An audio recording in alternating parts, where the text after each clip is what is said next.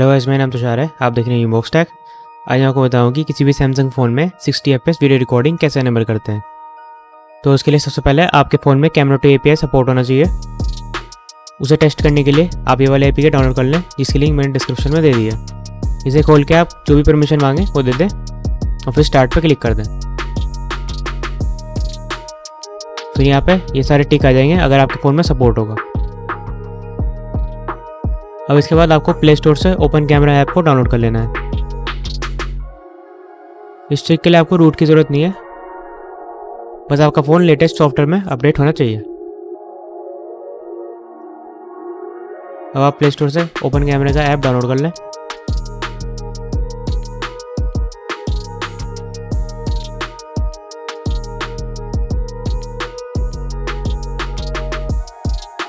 इसके बाद इसे ओपन कर लें। आप जिस तरह की सेटिंग्स मैं कर रहा हूँ उसमें सेट, उस तरह की आपको बिल्कुल सेम सेट कर देनी है और फिर आपका 60 fps मोड अनलॉक हो जाएगा। सबसे पहले आपको वीडियो सेटिंग्स को ओपन करना है और यहाँ पे वीडियो बिट रेट को 50 MB पे सेट कर देना है।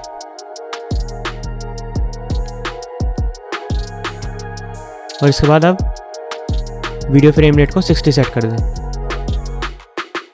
अगर आपके वीडियो में ऑडियो नहीं आती है तो आप इस रिकॉर्ड ऑडियो ऑप्शन को एक बार ऑफ करके ऑन कर दें।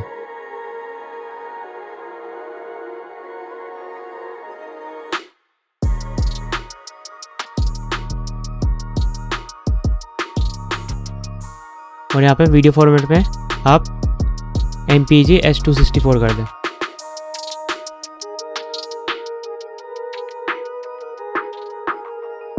आप HEVC भी कर सकते हैं अगर आपके फ़ोन में स्टोरेज कम है।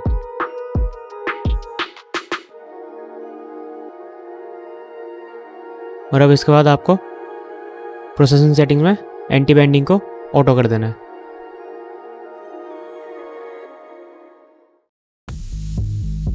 और अब इसके बाद कैमरा API सेटिंग्स में कैमरा टू API को अनेबल कर दें।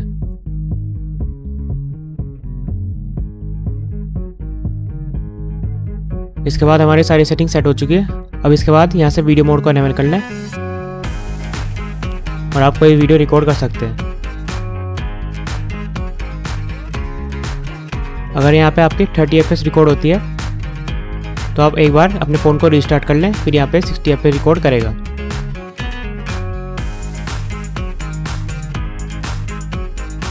और अब मैं आपको 30 fps वैसे 60 fps का इसी ट्रिक से डिफरेंस दिखाता हूँ।